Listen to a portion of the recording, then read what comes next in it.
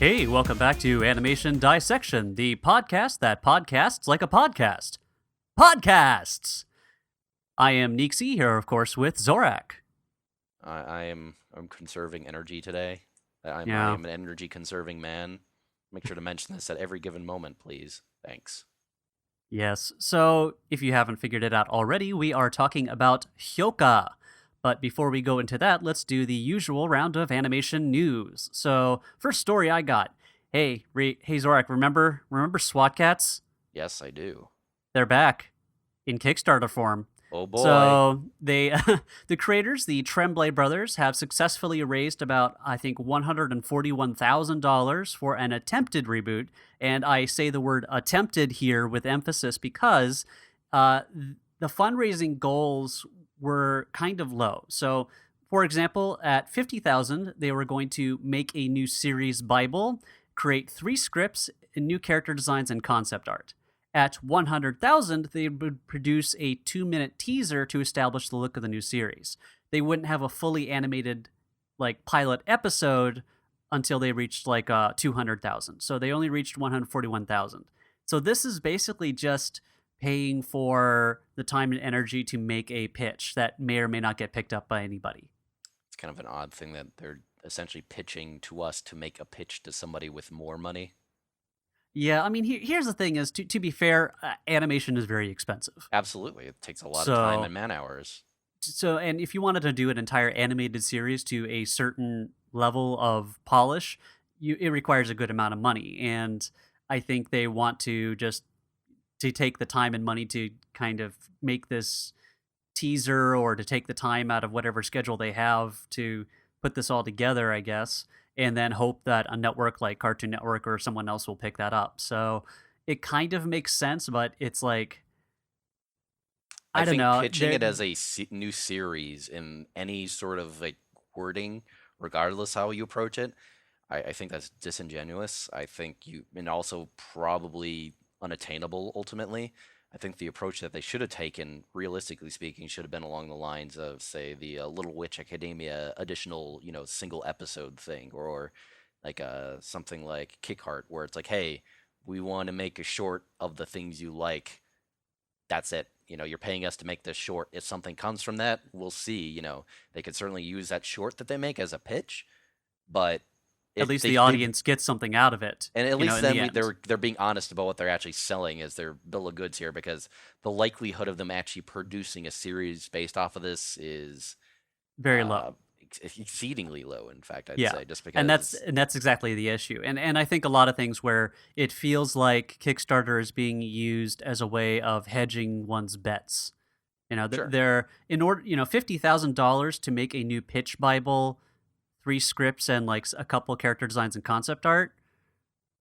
That's kind of high for that part. Yeah, that's a For weird thing. Like the 200,000 for actually animating a single like episode or a pilot or something. well, for 22 minutes, yeah. That's That actually sounds cheap for like what they're actually trying to do. Like the yeah. that, I mean, depending on how many animators are working on it and what level of quality they're going for, that doesn't sound like enough money, if I'm going to be completely honest. But Yeah. who knows? I mean, it depends Well, on again, how with much they the throw original themselves at it, goal I just guess. to make a new series Bible and then the rest is Yeah, the that is extras overpriced, after. sure. That's weird. The balance there seems very off on both sides. It looks like they kind of were trying to figure, okay, we need to have an initial goal. We could probably hit 50,000, so let's make it something easy. And then if we eventually get enough, if we get to 200,000, surely we'll get to 300,000, or whatever. Because I don't know. by saying that they reached $200,000, that means they can also attract, seed money that way as well. Yeah, Saying, "Hey, on I'm guessing what's going Kickstarter on there. we received, 200K, so why don't you also throw us some money at this early stage as well?" So Yeah, now, because now in the whole what's the word, the whole startup business and everything else, seed money used to be the very first step, right? Well, now there's pre-seed money. That's the new stage that's being created, it because does. now you have to have a whole bunch of money in investing before you even get your seed money now. To be fair though, with some of these things, like the amount of money they're actually getting out says pre-seed money, it's not actually a lot in the grand scheme of things in terms of profitability, or at least how much audience it represents. Say with like the Bloodstained video game Kickstarter that was for a while there was making made a ton of money on Kickstarter. That one they were explicitly saying coming in like, hey, we've already got actually someone to fund this and publish this lined up. We're just trying to demonstrate, how much attention and how much interest there is on this project, as well as earn additional money, beyond our initial investment type stuff. So it's to Well, add yeah, things that's onto the as you basic were saying product. earlier, that's about being honest about your intentions and how you're going about it. Sure, and I just think that's a more realistic way to approach it, is to outright say that and call attention to that if that's your approach. I don't know anything about this SWAT cats rather. How about to say Top Cat Kickstarter, which sounds like a much more interesting thing. Uh, no, the SWAT cat Kickstarter, I don't know if they actually say anything about that, but I would certainly hope that if they are taking additional funding from the outside, that they do that. Um, and I certainly think that things like animation is very much more difficult to get outside investors for. You can maybe pick up a studio or pick up a network to cover it, but getting actual investors, I don't think there's any chance for that. Like compared to like gaming, where you can get like a studio goes like, I bet that could turn a profit. Like, does animation usually turn a profit beyond just moving ad dollars on on networks? I don't know. I'm not too familiar Well, at with that least I market. mean, I think that comes to a big difference between the U.S. and the Japanese system. Like whereas in the Japanese system you have that whole direct sponsorship thing, Oh, absolutely. versus That's a good here point. it's just whatever the network wants to slap an ad on during that time slot. Sure, absolutely, and you actually see that in a lot of weird ways. Where, like the sponsors for a lot of anime in Japan is like, oh, it's SoftBank. SoftBank sponsored this. SoftBank is a communications company, or It would be like conglomerate. AT&T doing that here. Well, Exactly, and but they're here's the other thing though, is that I think when it comes to online, you might be able to do that kind of direct sponsorship thing. That's a um possibility because all they'd have to do is in their own video just add a promo at the end. for certain like for large corporations, theoretically speaking, sure. It's more the fact that they won't necessarily as a corporate sponsorship thing in terms of getting product placement, that's one thing. But in terms of actually getting a profit off of it, that's a different thing. We're Oh getting well, yeah, that's a something portion of the different. profit. Like we're in Japan, it's explicitly a lot of that. It's not necessarily like, oh hey, SoftBank sponsored this, so we're gonna have the SoftBank dog in there because that would be fucking rad, and they would never do that. This anime is lame. But it's more the fact that they would probably get a cut of, ultimately DVD sales and whatnot, Well, or it's merchandise for them sales. it's an investment as opposed to like a patronage. Absolutely, and Yeah. to some degree, it'd be nice if Kickstarter and the like ultimately did move more into that realm. Obviously, some of the finance rules in terms of that sort of thing are very difficult. There's a lot of legal limitations that limit actual, sponsorship to people of a certain profit level as a way to kind of mitigate risk and mitigate people going bankrupt, because it's very easy to invest your money and lose because a lot of investments ultimately fail. In the grand scheme of things, that's the investment market. Well, it's also And the risk Kickstarter always has is sure, that, and that, yeah, and Kickstarter eats that risk, but usually it's limited to personal investment. It's not anybody putting like, I put my life savings into this to make three times the money out of it. Oh, this failed. Oh, oh no, and there's actually legal blocks against doing that. That's yeah. Well, I again, can't Kickstarter personally. has the limits, and it treats it more like a transaction, like you're purchasing Absolutely. something rather than investing, because you don't get because when you invest, you don't get a percentage of the returns of any future profitability of whatever product it is. It's a bit different. Sure. Though there are companies looking into the realm of actually doing that from like taking a Kickstarter type platform, but using it for actual funding, where you're actually investing and getting a part of the profits. Oh wow. There's a company that just started off for gaming doing this called Fig, that's being ran by a bunch of gaming luminaries. It's got Tim Schafer and like some Obsidian guys, and I'm not going to go through the full list, but where they're basically saying, hey, you can pitch us your game to us, and then we'll let you use our site to get people to do limited, corporate and financing for this. They will only get profit of this because they're ultimately going to be a partial owner of the LLC that gets the profit of it. They don't actually get to own the IP or anything, or dictate anything from like a board standpoint in terms of creative direction or whatnot. They only get a cut of the profits, and they're explicitly aiming at that because of there's some discussed restructuring of the finance rules in terms of how much people can private invest into projects like this, and it's looking like it's actually going to open up quite a bit more where people can take theoretically more risky investments in, from a personal project standpoint. Like you and I could theoretically kick in, a few $1,000s to get, some portion of the profit for an animation project, or rather a gaming project in this context. Hmm. Whereas you could right now, couldn't actually do that unless you were already making, like $1 million a year in general, to demonstrate that you could do this without taking a certain amount of risk. That's a rule that's actually in there right now to actually limit how people can invest, federally. So it's some weird stuff happening there. I don't know if that would ever be applied again to animation, because I don't know if the profit margin in terms of sales is there. Yeah, because with animation, people have a different way in which they consume animation versus games. I mean, it's a Certainly. lot more of a financial transaction directly when it comes to playing games. I mean, you're buying the game. I mean, and it used to be that you would buy DVDs and videos, but people really don't do that as much anymore with TV shows and animation and movies. They kind of just watch it passively or online. So, like, advertising is still kind of the model in which a lot of the money is coming in for those Certainly. types of And projects. I mean, even with it would like be nice subscription if models, they're how much of a cut are you actually going to get? yeah, exactly. And even then, with those types of subscription models, that's just you being commissioned to make the show. Right. And then hope that if you get a DVD release that all the ancillary or like, t-shirts or whatever the fuck you come up with next, that would be maybe the other avenue. But in the US, that's a very alien type of thing. Like we don't really do that much. I mean, we do a lot depending on certain properties like, Adventure Time card games and video games, things like that. But overall, we don't do it to the degree that you see like in Japan where you get like snacks based off of these cartoons or, things like that. Well, a lot of like Japan's major thing in terms of merchandising, that it's aimed at a very narrow audience often, and they just assume that this narrow audience will buy everything associated with works that they particularly like. So if you make a K-On, for example, actually that's probably a bad example because that was actually widely popular within a certain context. So it's like say you make this particular idol anime that has appeals to a particular interest, let's say, and putting it charitably, it Saying it without saying it, yes. particular pick, appeals to a certain interest. That interest audience might be small, might be 5,000 people, for example.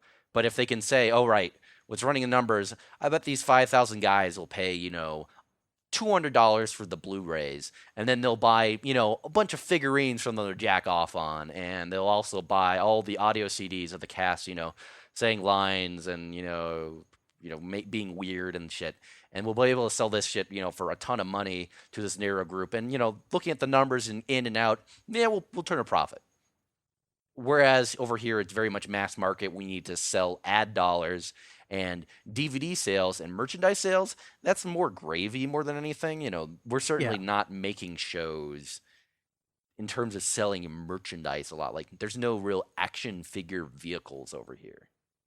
Yeah, not really. And again, I think what it is that Japan kind of has decided to go the route of translating obsession into profit. Whereas Sure. here, I think there actually is kind of an audience for it. Like when you see these shows that do catch on online and get spread around kind of virally in a lot of ways, like especially like animated gifs on Tumblr and things like that. And there is like dedicated fan bases. It's just that I think there could be, I think, positive, of course, ways to make things for that audience that they would want to do to buy and support their programs and things like that. It's just that I don't think people have really caught onto it on a larger scale yet. Sure, though to some degree, there are, as I was indicating with my particular example, niche marketing in as Japan does it isn't necessarily a good thing, because Oh some of these yes, no, niche markets are kind that's of crap. And I'm not sure that these actual works are, in terms of the actual profits and the actual pay, in order for it to work out, I don't think it's particularly creator friendly, both in terms of the animation studios or, original creators and designers and whatnot. I don't know if I don't think any of the animators on these sort of relatively small projects are doing too well for themselves, or having very reasonable hours. I suspect in order to make the margins for these, which again are fairly narrow, I have to expect that the labor practices are pretty abusive. well, yeah. And so, speaking of abusive wage practices, let's go to the wage fixing cartel case, which has been kind of plaguing Hollywood for quite a few years, maybe goes back a few decades.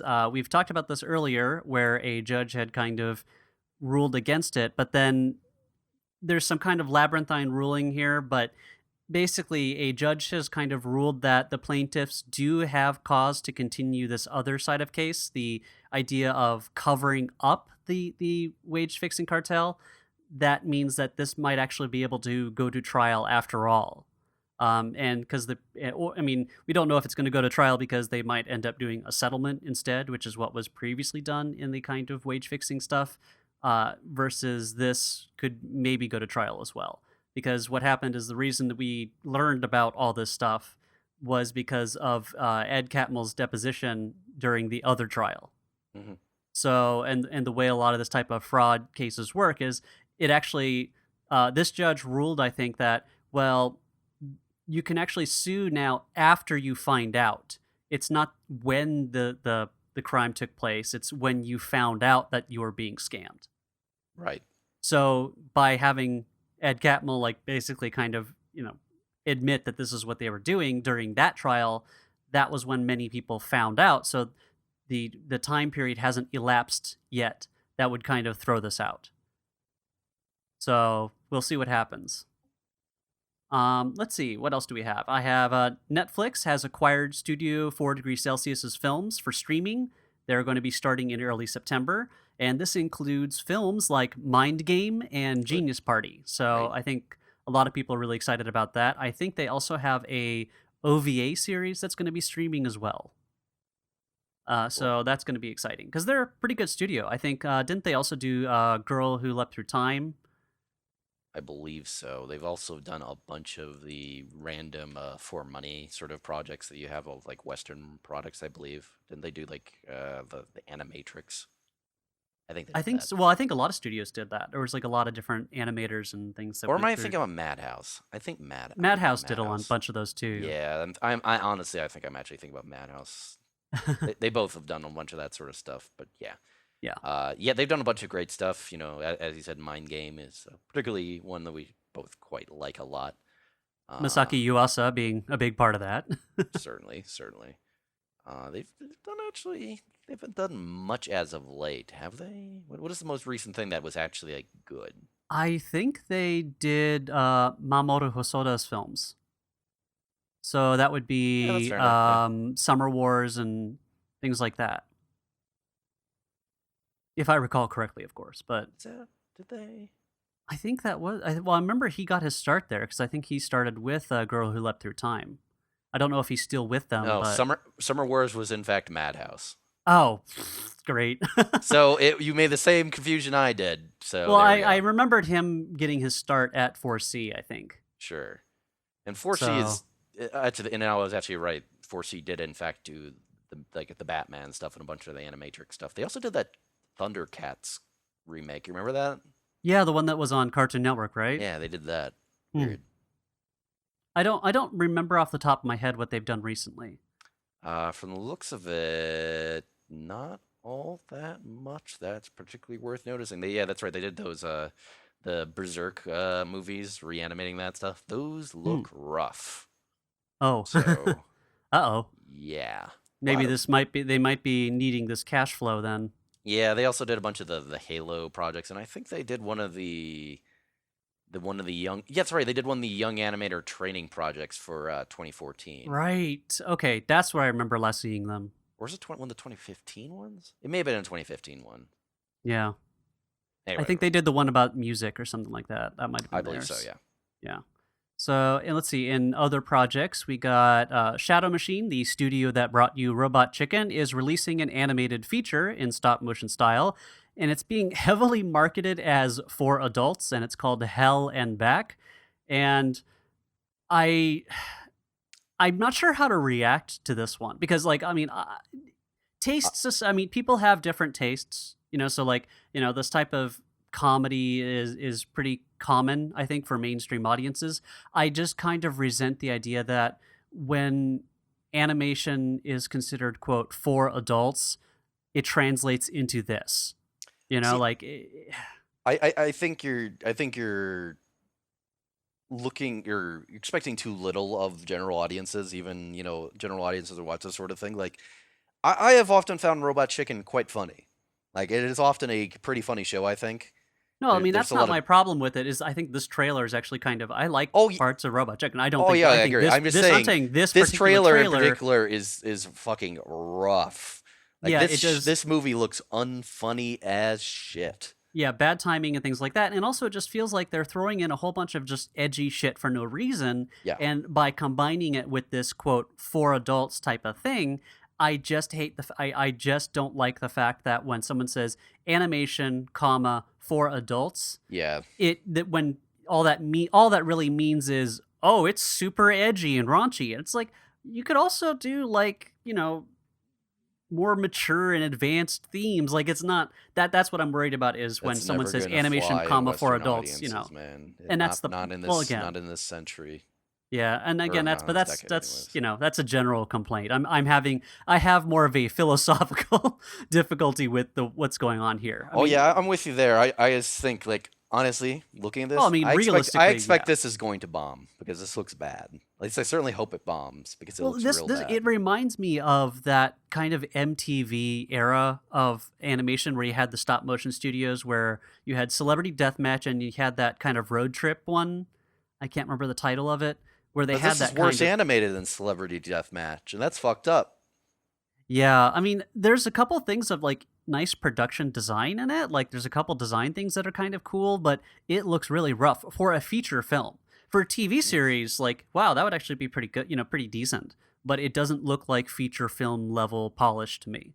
Honestly, Robot Chicken looks more fluid than this in terms of like the actual like frames of animation on the figures, which is Yes, kind of it messed up. does. Yeah, I mean, well, here's the thing: is Robot Chicken, I don't think is no is made at Shadow Machine anymore because they split off to make their own studio called Stupid Buddy. Yeah. So they might have taken a bit of the talent with them, or at least split up the talent. So I'm not sure. Like the only other stuff I know Shadow Machine has done was a animated TV series on Comedy Central called Trip Tank. And that was kind of like a Robot Chicken-ish thing, in that it was a series of shorts that were not related to each other. Didn't they do work on Moral Oral? No, that is I actually, it looks like they no, did. it is. Sorry. That's but that means though because the guy that wrote that and designed that whole series, he's moved on to make his own studio as well. Okay. What Because about that's Starburns Industries now. didn't they also do some work on BoJack Horseman? Yes. At BoJack least I don't Horseman. know if they're still doing that or not, but They are still doing that one. okay. It is Shadow Machine. I know So some they've people mostly rather been like that a doing lot. well, and I liked it a lot. I just guess what I'm saying is that they've mostly been doing a lot of 2D stuff. Sure. This So is maybe this is they're their yeah. this is their first stop motion thing in a while. I think since the split up of them and Robot Chicken to Stupid Buddy Studios versus Shadow Machine It was is like what I mean. what, 2012 or something. Yeah, I mean Shadow Hmm. Machine has done other work and good work before. I mean some of the Sure. sequences in Trip Tank are very well done. It's just that I'm saying just that stop motion I think is Right. them recovering essentially. So we'll see. I mean, I who knows? I mean, I've seen trailers that just make things look terrible. Like even the trailers for Shaun the Sheep, which I really enjoyed. Um, the trailers made it look really bad. They would add sound effects, they'd cut up the timing, they'd screw up all the possible jokes and everything because they don't really know how to present it properly. Right. So maybe it's better, but from what I saw of that trailer, it yeah, not so good. Speaking of other properties that I'm kind of iffy about, Nickelodeon is still trying to fill its 3 hour block when SpongeBob eventually goes away. And so they've just picked up a show called Pinky Malinky. And it was originally a short that was developed for Cartoon Network, at least their European branch, which was also the same branch that created the Amazing World of Gumball. And previous people who worked on Amazing World of Gumball made this. So I looked it up on Cartoon Brew, and they had a couple lines there that made me feel kind of nervous. So they announced a 20-episode greenlit today for Pinky Malinky, a quote social media influenced comedy quote about Uh, a quote infectiously positive hot dog quote who must navigate the challenges of living in the real world. A key addition to this new version is mockumentary and reality show tropes, such as having the character speak directly into the camera. Right. And What do they mean? Wait, what did they ever clarify what they mean by like social media? I don't know. I mean, depending on who writes it, it might just have the character saying things like "LOL" out loud or whatever the fuck. Hashtag. But I mean, at least like, so I would say the only other show that has a lot of stuff with social media would be We Bare Bears, but the way it handles it is in the daily life sense. Like they don't treat it as like this is a super special thing. Like, look, everybody, we're with it. It's like no, the characters just use it like you would normally. Like you give a restaurant a bad review, or you post something on YouTube or whatever. Like they don't make as big of a deal out of it. See, when you say social media integrated, I actually expect it to be like part of the media product itself. So it makes me think of okay. So you are familiar with the racing thing, Formula One, correct? In the general sense. Yes, the long time sport. Yes. Yes. So there is a sort of variant on that kind of concept called Formula E. It is Formula One with electric cars. But they're getting a Okay. little pretty weird with it. They have a thing on there called fan boost, where before the race, the racer the people kind of tweet the most at and tweet the most name on will get a thing where they're able to release their engine and have extra power during a portion of the race for like 5 seconds, and they're able to go faster because fans told them they could. Remember that Simpsons joke where the guy builds the car powered by his own sense of self worth? Yeah, kind of, yeah. Yeah, it's like that. It's a car powered by tweets. Yeah, but that's basically it's like it's releasing like the limiter on the car for a little bit of second. No, And I understand. I understand that it's not as mechanically silly as that, but it is pretty fucking weird for a sport. Yes, I agree. And from what I understand, fans have been mostly using it to just kind of give it to people who are having a lot of trouble. So hey, why not? But it is still when you say, "Oh, social media integrated into this like cartoon," I well, want it it to says be like that. influenced. I It want says I social want to media be like influenced comedy, not integrated. Because I want to be socially influencing this animated from social media. I want to be able to somehow like have my tweet show up in the middle of the episode saying that this show it probably doesn't look that great. yeah, it basically looks like SpongeBob meets Gumball Hmm. in a lot of ways, and it is very shrill. I mean, there's a pilot episode of it that you can kind of see the original version that Cartoon Network had apparently passed on, and you I can wonder watch that why. to get and it feels very SpongeBob to me, like extremely like in the timing, the style of the character, the kind of infectiously positive, naive character, things like that. It is very much SpongeBob, and I think Nickelodeon in general has been like, "Where's our next SpongeBob? Where's our next SpongeBob?" And that's kind of what they've been trying to kind of get blood from a stone, essentially, trying to recreate this past success to limiting return to like decreased returns, I think. I mean, it looks visually interesting in the sense like it looks like Gumball, and Gumball looks fucking great, but everything else there was like, ooh, I don't know, Really generic. really monkey cheese esque. Yeah. And like not in like a smart or funny way. It was kind of no. No, it lacks the kind of the satirical oddball side of like Gumball. Sure. Like Gumball is very socially aware of like media and all the sorts of things, and it ends up commenting on it quite often and very very well too. That's definitely Gumball's definitely on the list of shows I want to talk about eventually. So I don't know. I mean, I think Nickelodeon is really trying to find its next thing, and I don't know when or where they're going to finally get it. 'Cause I haven't been watching Nickelodeon in a long time, actually. Yeah. So we'll see. Anyway, that's it for animation news, at least from my side. I don't got anything. All right, so let's move on to Hyouka. So this is a Japanese animation made in 2012. It lasted 22 episodes, and there was also a one video only released episode that acted kind of like a bridge between the two seasons. It was animated at Kyoto Animation, also otherwise known as KyoAni, and it was directed by Yasuhiro Takamoto.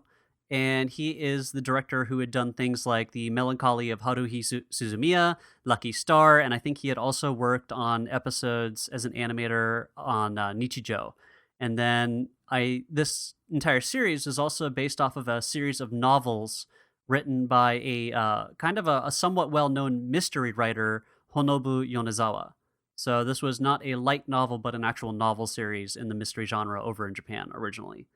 So I think starting off, I would like to talk about. I think the visuals. I think for me is the thing that pops out the most. Absolutely. Um, I think this might actually be one of the best looking shows that Kyoto Animation has done.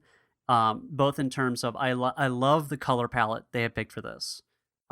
It kind of has this very earthy tone to it. I mean, it takes place in this kind of somewhat remote city. Like it's kind of surrounded by mountains. It's very much separate from the rest of the world. It's not super old school, but at the same time, it was kind of they even make a reference to like we can't let this just become like a school for a an abandoned temple town. So it's not a thriving metropolis or anything, but it has a lot of kind of old things within it. So it has that kind of somewhat, I don't want to say musty kind of color palette, but it has that kind of earthy, muted palette. Right, and they often, will use colors, of course, to accentuate it. Yeah. Kyoto Animation historically it's actually a very small studio, but their production values are very high. I presume partially because they also tend to have exceedingly large budgets because they've got a sort of history of being able to choose works that profit very well, from a merchandising standpoint and as well as a sales standpoint. And I think this is probably one of, if not the best single looking television anime period.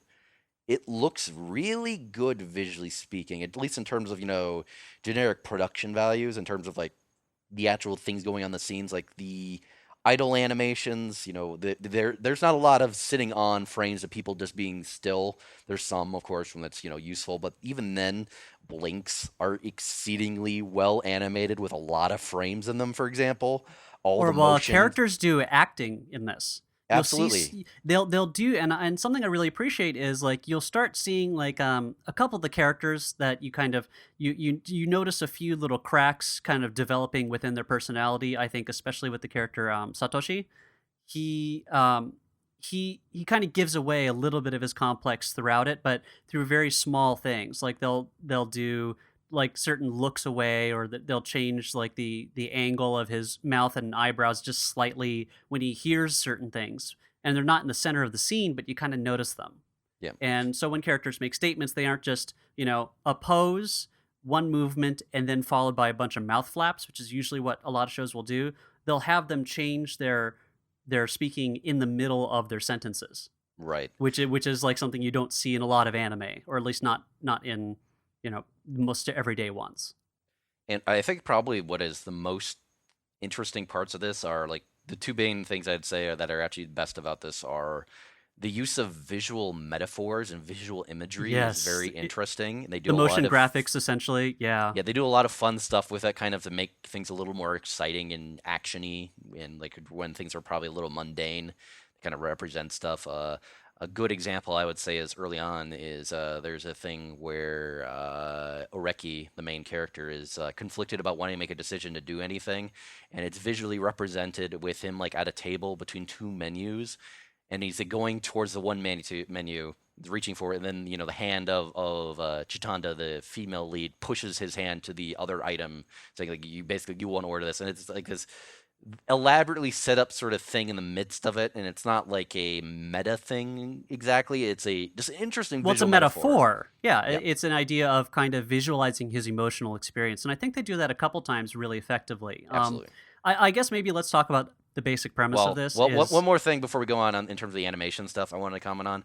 The eyes are really well done. Like I think that's Oh yeah, probably one of the best individually well animated parts of the characters. I think is the eyes, which is a bit of an odd thing, I guess, to focus on. But those are really nice Well, no, looking it is. It's not eyes. an odd thing because the way human beings look at each other and communicate is very much through our eyes. Sure. So it's actually a very intelligent, I think, choice, and maybe something that separates them from certain things is to go, well, we have to make sure the eyes don't look fucking goofy because boy, are there a lot of anime where they just forget to place the eyes correctly at all, even and not in those ones where you see like cropped online where it's like a background character really like Right. zoomed in. It's like no, sometimes you'll see them in like the main keys and the eyes will just be off.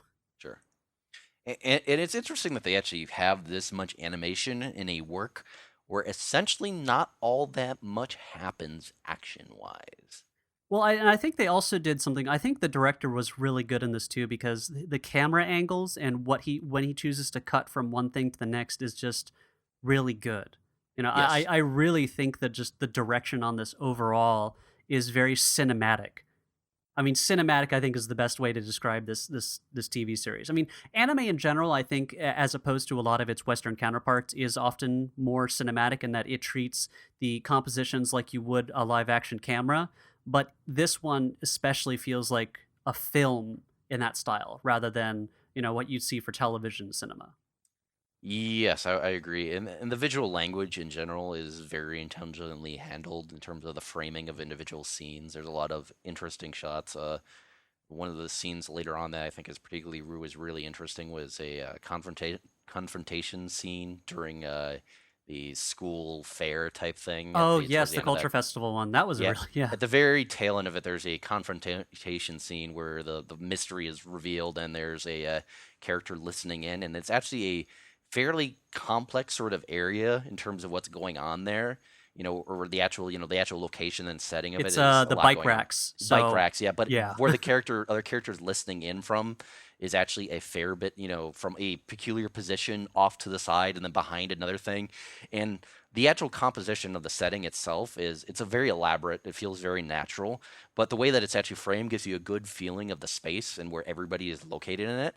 And that wouldn't necessarily matter. It wouldn't be that entirely important to actually do this, but it adds a lot to the actual sort of thing in terms of making it feel real and making it feel like a lived in space. Yes, I think that's exactly. I think there is that type of thought put into the choreography and the environment. Like you get a sense of like what this town is like in a Sure. lot of ways without having characters to entirely spell it out all the time. You'll hear a couple references to what it's like, but other than that, you don't see every episode talking about like, oh, this remote town.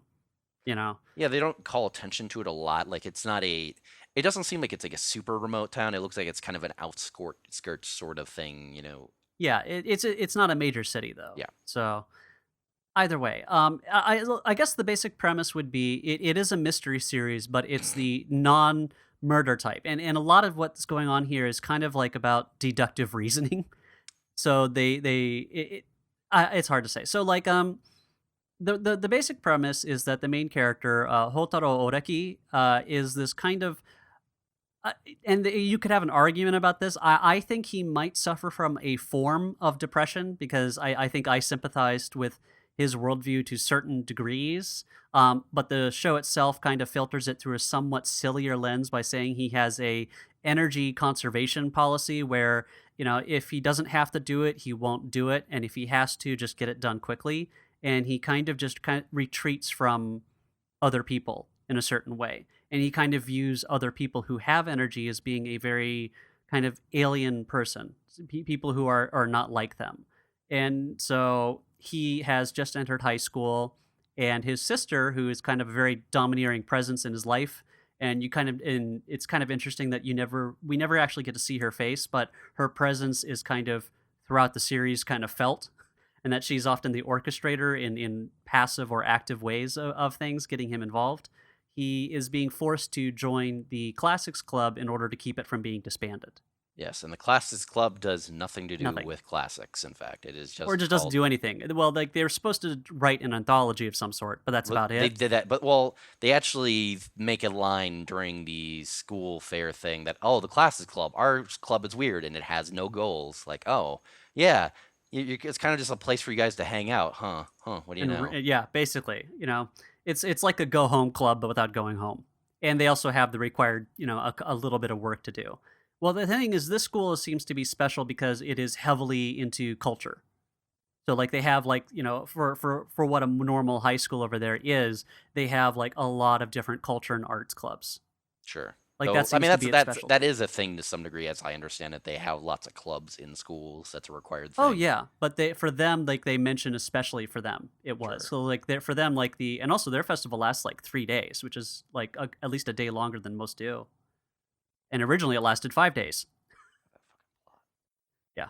So, he's being forced to join the club, and he encounters a girl there, who also wants to join. So he thinks, "Oh, good, I don't have to join after all." This because the club needs at least one member or it disbands. And he meets Chitanda Eru, who is this very inquisitive girl.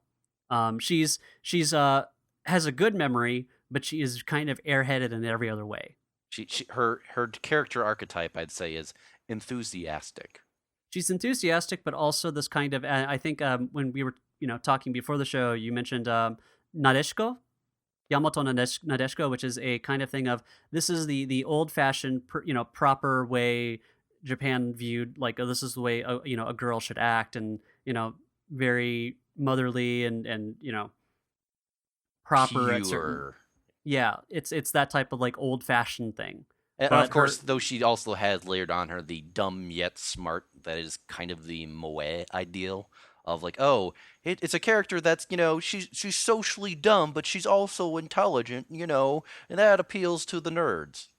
To some extent. I mean, I Sure. I I give it a little bit more credit than that, but I definitely see that she can easily fit into that archetype. Dog, She's able to I find it hard memorize to and give and them too and much and notice credit. certain things, but she doesn't have the reasoning skills to put things together or notice when something's that off. I have a hard time giving them too much credit with anything to some degree in terms of like that sort of stuff, given Kyoto Animation's history, and Yes, also that's true. that first ending theme kind of designates what they think their audience is for this. Yeah, that ruins it for me. The first ending theme it has it's basically a sexually charged kind of creepy thing, and It it is an really erotic it does lingerie not bed dance. it does not fit in at all Nope. with the show's themes or visuals. It really comes out of nowhere, and it feels kind of an oddly cynical thing to stick in here. So anyway, he meets her, and she kind of gets curious about the fact that, like, so apparently he got the key to unlock the room, and she finds out that she had actually been locked in without her noticing, and she gets really curious about why. And Oreki's friend kind of drags him into it, knowing that Oreki does have this kind of strange talent of deductive reasoning. Like, he's able to, while he's often not observant about certain things, like he forgets names really easily, and he doesn't really pay attention to a lot of things. He'll notice small details, and he can come up with, like, really good explanations and theories. So he solves that one mystery, and all that does is it kind of gets her further interested in him because she has her own reasons for having joined this club. And I think it's kind of hard to go directly because there's a couple one-off episodes, but I'd say there's like 4 main arcs for the series, Hmm.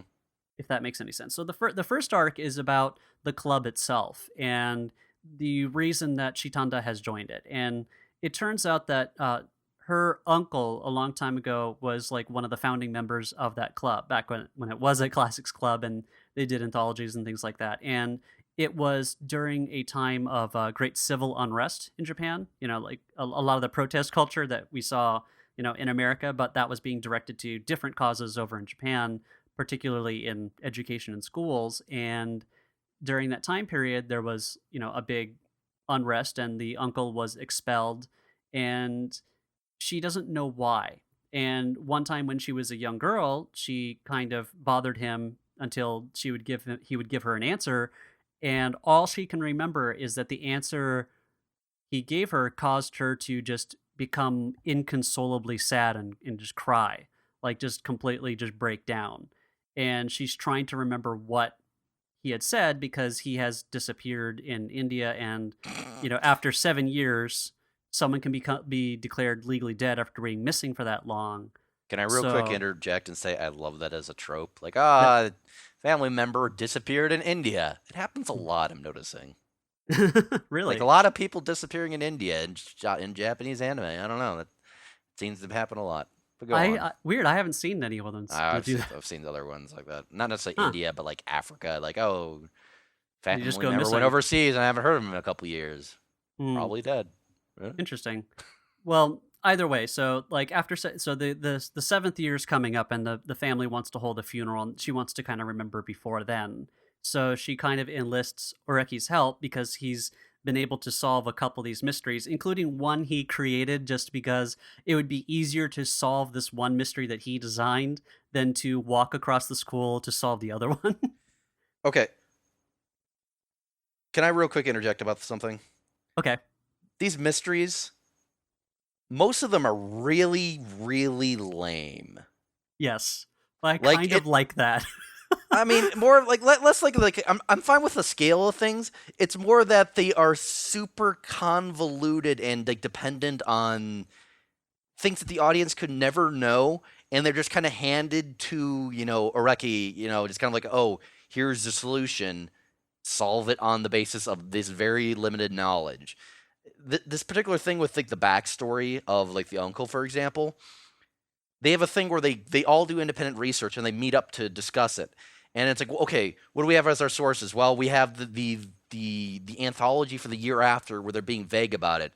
We have the newspapers from that year, but I guess none of those newspapers have anything specific language wise about this. They talk about it in very broad terms. Well, there's nothing useful in there. It's like, okay, that might help for the narrative of the show, but it doesn't make a lot of logical sense if you try to think about it very much. And there's a lot of that sort of thing. For the very first mystery that they give to us is the whole thing of, oh, she was locked in the room. Why was she locked in the room? Oh, you can't lock it from the inside, so clearly someone else must have locked it. But Areki had the key. Oh, the master key locked it because the guy was janitor was replacing lights and he didn't notice her in there or something. But then very like 2 episodes later, they have a thing where a kid is locked himself in an identical room from the inside to smoke. And it's like, wait, I thought you couldn't lock the inside of these rooms. And then you just built an entire mystery around the guy locking himself in the room to smoke and him having sensors outside. What the fuck? Like, make up. Well, I don't Yep. think. Well, I don't think he locks it in. No, They never they try tried. opening the door. They try shaking the door and it won't open. Oh, It weird. was fucking locked. There's a lot of that sort of thing where there's like there's some mysteries later where it's kind of like, okay, they actually call attention to the fact that the rules of mysteries basically make you have to have the evidence put in front of people so people could solve it independently before, the people Well, not solving it always. They internally. actually point out in a lot of the Christie, like, so they kind of go into certain, like, mystery writing tropes and things like that, and they talk about Holmes versus Christie, and they actually talk about the fact that, like, a Christie type of story is sometimes a little bit unfair. Sure, but at the same time, like so many of these are just like, really dumb. Like, Oh yeah. I won't get into it too deep until we get a little further. But the whole school fair like plot line there with the mystery there, like the whole thing, like, oh, Yeah. here's a random manga. I'm gonna open it up to the cover. Oh, this is directly relevant to what's going on. Well, thank God I was handed this in the moment that I needed to right beforehand, and thank God this tied into some other characters, drama just before that was barely related. It's like, oh, so It strains to pull together, I think, a lot of disparate elements in that storyline. I feel that I think the first arc and the second arc, I think, are the strongest of them, at least in my mind, because I think they are also just thematically and character driven, much more interesting. And well, no, the third one has some interesting, some a couple the third themes one that I has some like, interesting thematic stuff to it, I think, but in but terms of the way the mystery is into that, it feels indirect. all the mysteries feel not actually very good mysteries. No, And but the stakes aren't there because, as you said, it is a very low level mysteries, and I think that's fine. Like, I don't think mysteries have to be super complicated or like murdery. They don't have to be body heavy, oh, but there should be some level of stakes. I think there are no stakes to any mystery in this except for one and like a couple in like the last arc, and that's it. yeah. I was actually wondering, what did you think about the episode where uh, all Oreki does is he's going, I just have to come up with a theory here. I don't need to prove anything. I just want to show that you could come up with a complex theory with the least amount of information possible, and they hear this school announcement Right. for like a student, like, oh, any student who shopped here on this day, please come in. And I that think was it, and that's it. And they just and he, and it was a neat. I like that episode just because I think it does show that, like, well, all he's doing is this is just his interpretation. It ends up happening to be correct, but it's just like you could, if you analyze something, you could come up with things, really complex that kind of satisfy each other off of very little info. sure, and that's any sort of, theoretical thing for why people behave. But this anime treats it as there's always a singular reason why everything is. And it should be very clear and obvious if you think about it for 2 minutes, apparently. That's apparently how this works. When it's kind of like, no, there's sometimes not very clear answers to why things are. People are very complicated. There's a lot of stuff like, I got, like, one of the mysteries that really annoyed the shit out of me, there was a thing, like, I think this was during like the middle of the first-ish arc or so, or maybe a little after, where it's like, Areki, I got angry in the class. Can you tell me why I got angry? And it's like, you're the one that got angry. Couldn't you say why you got angry? It's like, I don't know why I got angry. I got angry. I can't remember. It's like, what if it was like this? Oh yeah, that's why I got angry. It was like, it's like watching like That was a weird way. Well, that's yeah, like that some was her being preschool just shit. Like, emotion. can you find where the ball is? Point to where the ball is on the screen. It's like, you found the ball. That's right. This is where the ball is. And it's also really reductionist. Like, clearly he mixed up the letters in his book to get the which class they were on wrong. And it's like, but it could have just been that he had a brain fart. Like, no, it has to be this mystery that we can easily solve and prove correct. And also with like the whole thing where you talk about them making a mystery to save time. The entire reason why they did it was because another mystery was associated. Someone had a ghost story that they were telling. Like, well, clearly it was because someone had fallen asleep in the room and came up and spooked him. It's like, what if it was made up? What if they were lying and telling a thing for funsies? It's like, Well, he there's also a said that logical basis to it. Like, well, no, he said that if we went there, we would have seen whether or not it was made up. Like all he was saying is like, well, that's probably what it was, but we would have found out if we had walked across the school to see well, it. he said like, I bet we could find this evidence to confirm my theory that I made up in like a minute. And it's Yeah, like, which is probably the case because that's how this thing works. Like, I'm making up a random theory. Let me check. Yeah, I was right. Yeah, yeah. yeah.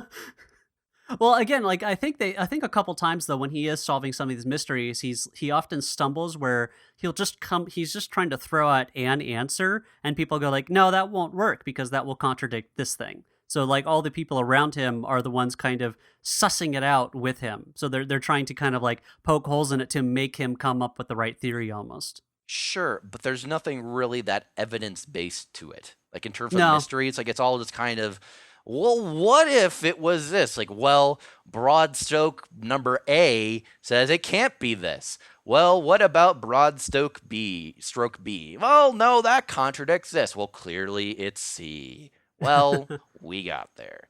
And the only Yeah. real major bucking of that I could see is like the film, The second subplot arc, yeah. where they're basically comes to a conclusion, and then everybody's like, actually, you were wrong, but we didn't want to tell you anything to your face.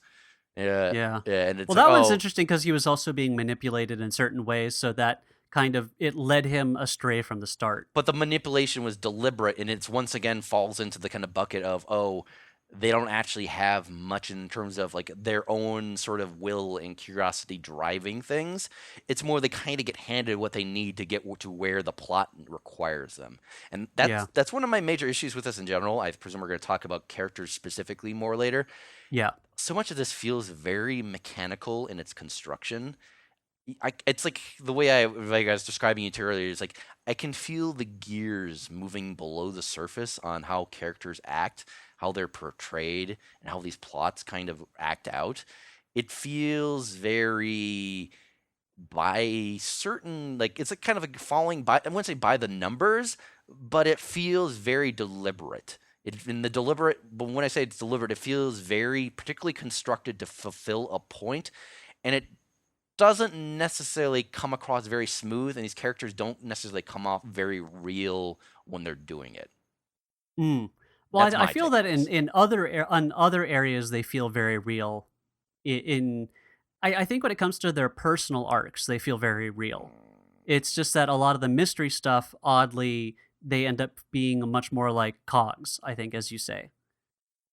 So, like, I think again, I think when I watch this, some of the stuff that really stands out to me, I guess, on a personal level, would be, I think again, Oreki having this kind of idea that, well, he only has a certain amount of energy, and choosing when and where to expel it, and whether or not there's any point in doing so, is something. When you are kind of living with a form of clinical depression, that is kind of the way you do view the world and daily activity. You don't feel like you have energy, so you end up calculating a lot of what can you do in a given time and how much energy can you devote to it. I wish the show didn't really treat it as much of a joke because I'm like, no, like that is kind of how a depressed person views it. And then when you are a depressed person and you see other people being able to be active and enthusiastic, they do feel alien and you feel this kind of separation from them. So like I felt that was kind of like an oddly prescient thing in a lot See, of ways. see, if it went more in that direction, I'd be with you. Like I can see Well, how like I you're said, getting that it reading, it does, but but it I don't, yes, the show I, doesn't quite, it I treats it don't more think like a if joke. I don't, well, not even that. Like I don't think that's actually what they're doing with that character.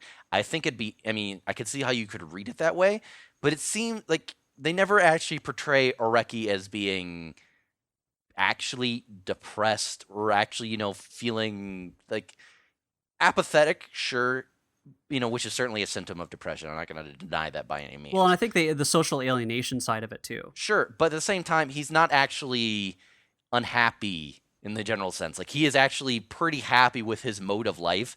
His mode of life is just that he likes taking things easy. He comes across to me less as a depressed type person and more as yet another of the same archetype of protagonist that we have seen from, say, every Kyoto animation anime, for example. He is the new Kyon, for example, from Haruhi. He is the straight Disaffected man youth, who you mean? doesn't want to deal with your bullshit, and he's gonna be kind of like, I don't want to go along with this. Eh, I'm smart. I'm smarter than everybody here, but I don't really want to put my mind to it because it's not. I don't really care that much. And then he gets pulled into it by love interest, and that's kind of his thing because hey, it's not like he's overcoming his depression as time goes on. He's just finding things to be more enthusiastic about. Like there's a clear arc over this entire thing of him actually getting more invested in stuff, and it has nothing to do with him somehow coming to terms and overcoming his, a psych disorder, for example. Well, It and I isn't. think, I don't think it's just the psych disorder thing. So I think there is the other idea, and which is, I think, the other theme in here is talents and ability and Sure. recognizing it, and also, living with it. And there's the jealousies and things like that. And I think the other part is, I think there is kind of like a fear within him of, recognizing that talent, and if there's a responsibility that kind of comes with having it, and the expectations that people put on you when you have that. I think the Sure. second arc for me was a really big way of showing like how what it kind of demonstrated what he was afraid of.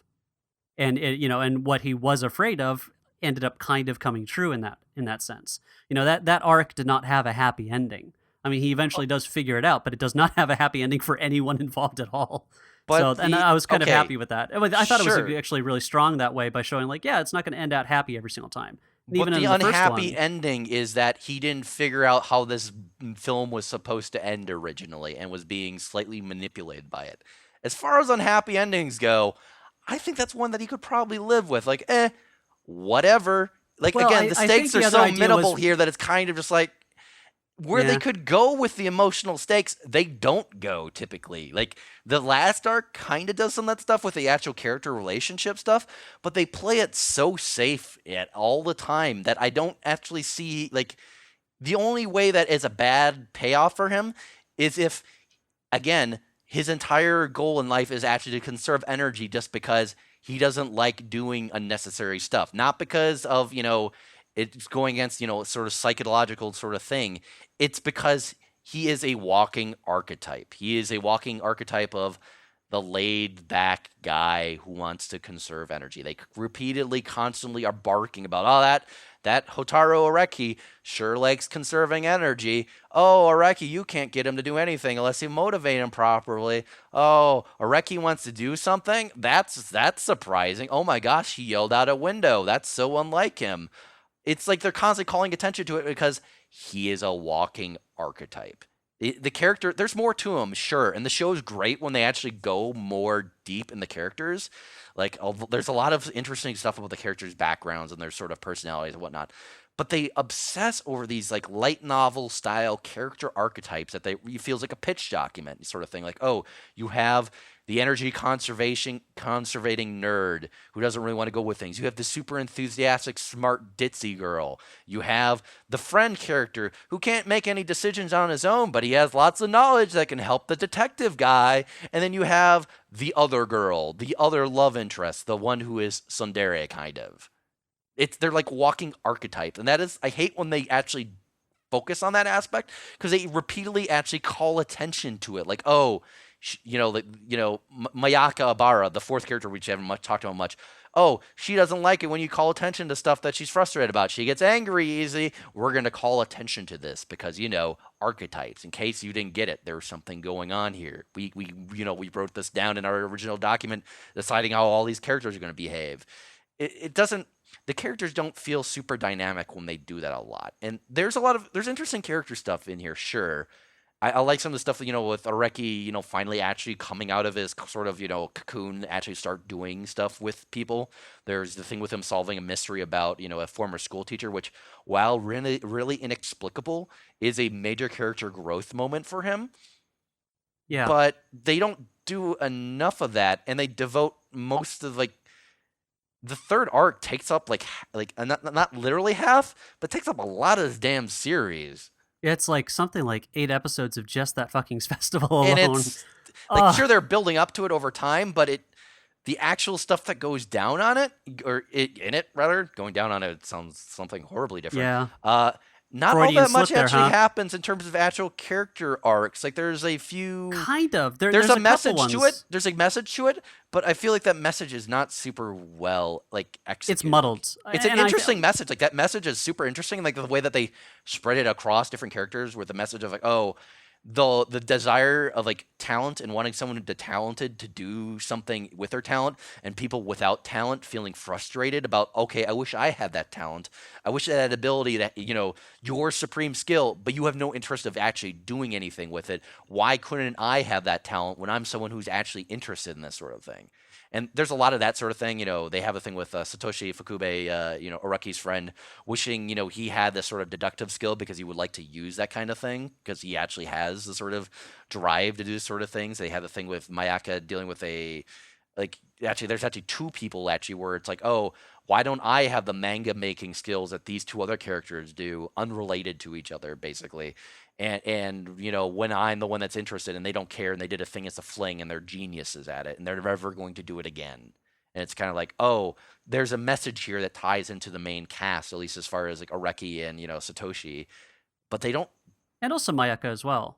Sure, but Well, they and then don't. also I think there's also the and slightly less so Chitanda and the one they nicknamed the Empress, about being able to manipulate and ask things of people Sure, too. but the way they actually those themes, I think, are really interesting, and I like that they actually cover that, in the general sense. Like, oh, that's cute, or that's neat, but they don't.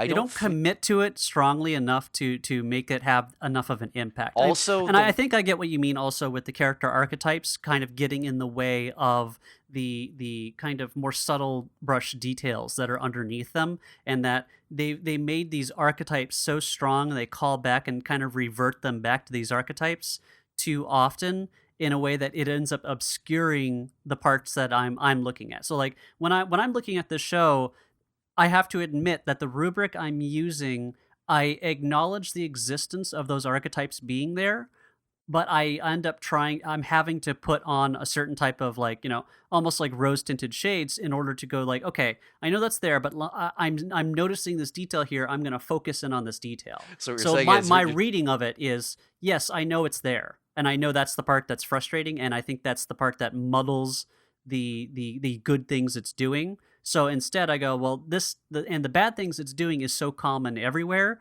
that I just go, okay, that's just a problem with the genre that it's in, unfortunately. So so I look at it that way. I don't I'm not saying that that's not a problem.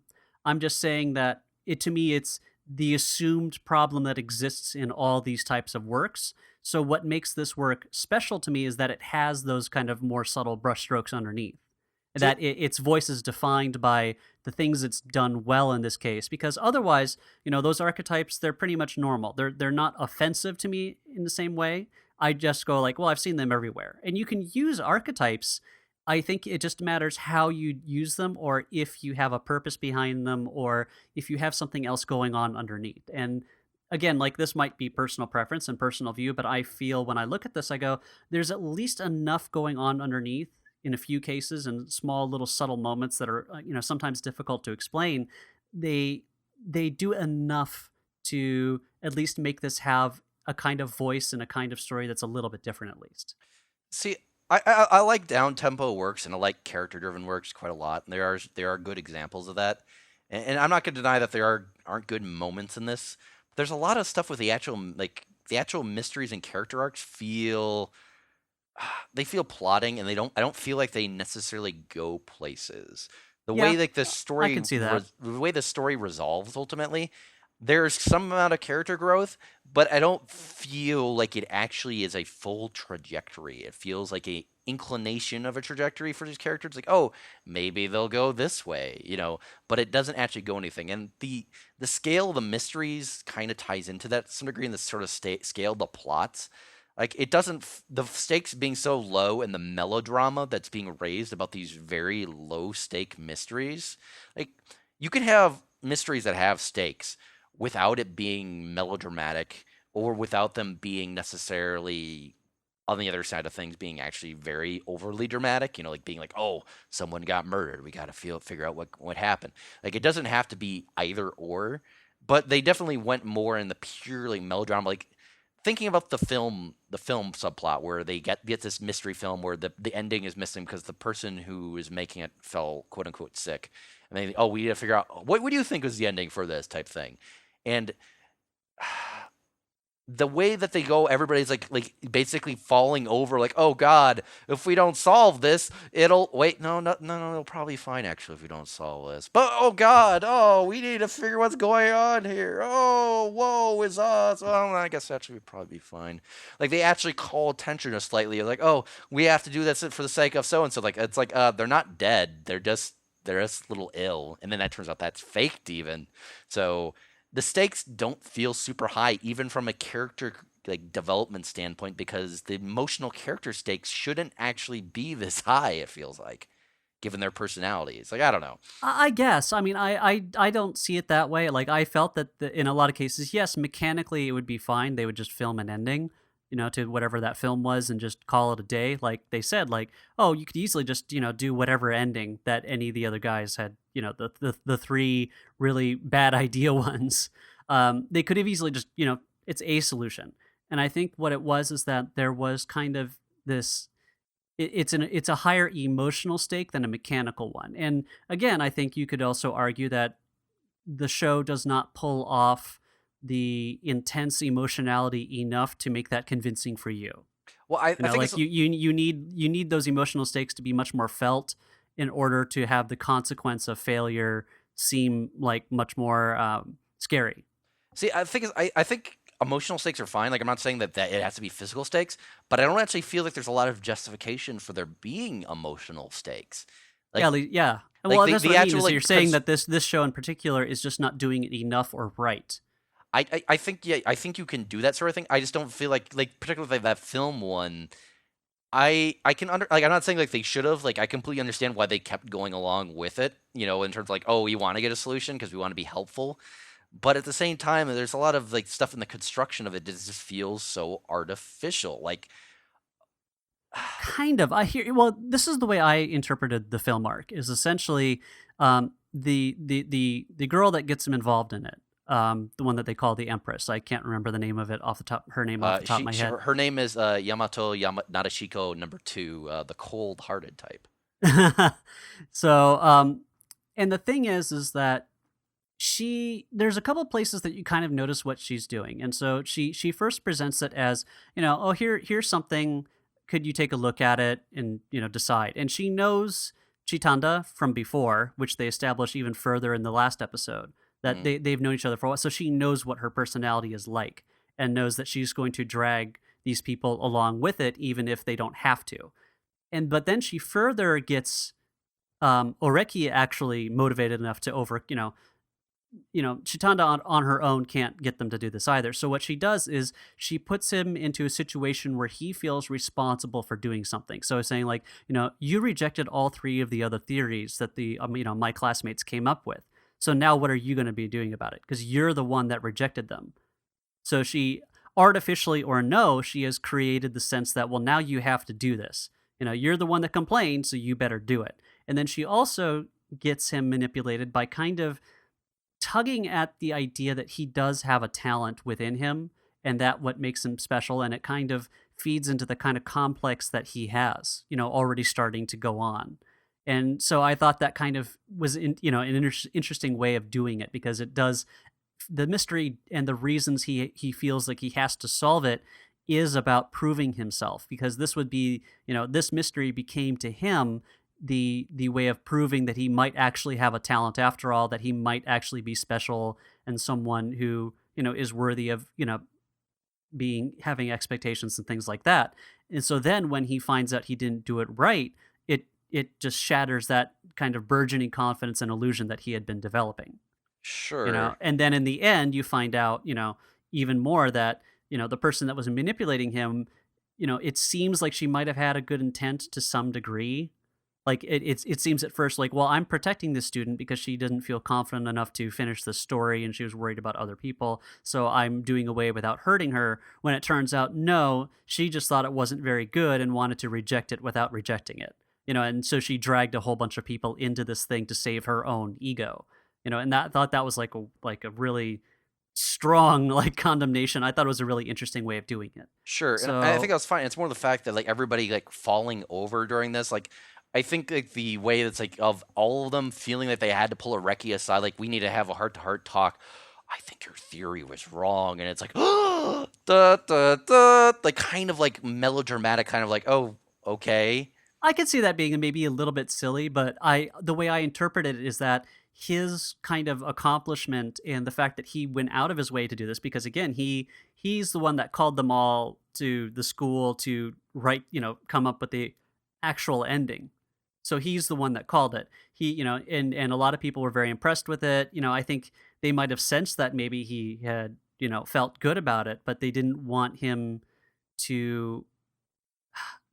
it to be under false pretenses. So like on some level, what they're doing also is they didn't want to hurt him, but they felt it was important. Is kind of a mirror image of what the Empress character did. Sure. She did the same thing, but much more cruelly without actually having the right intent like his friends did. So I thought there was kind of a mirroring there, an equal but opposite way of doing that. But again, I understand, like, they didn't, many people would just go like, yeah, it might not, maybe they're wrong, but I'm just going to leave it be. I Well, understand that. I'm Like, not saying like they should have been like whatever to the story. I'm just saying like they're comical. It's almost oh, comical the level to reactions, like the which. emotional. Not saying like they should have completely disregarded what's going on. I'm saying like the emotional like investment that's driven to these particular things is a bit off. Like another example that I found was really odd was in the third part. They have this long, outstanding subplot involving manga that it just feels like really kind of like chuggy in terms of like, oh, you guys, you're doing this, huh? This is how you're approaching this. Like, oh, all manga are the same. All manga are the same. How dare you? It's kind of just like, oh God, Well, who talks again, like this? no, No I one talks understand like I know this. what you're No one saying. does this. Well, It again, has a like what point, but nobody does this. yeah, I see what you mean. Like it feels like they took, let's say, like the revelation in the end that's supposed to explain, why they talk like that. It's like they started with the revelation first and worked backwards when writing it. Hmm. So that way, in order to justify the final revelation, they had to have characters say these dumb things that make no sense. Like I think that might have been what the issue was, is that like because again, I felt like that the payoff was actually pretty good, but I think I can see where you're coming from and that the getting there has certain moments that pull you out and that they feel unnatural, silly, stilted, or forced. And that might have been an issue in execution. Meaning, like, I have the ending, I just need to get them there. So they'll just push them along and push them along and go like, oh, they're not getting there yet. So let me just introduce this Deus Ex Machina thing.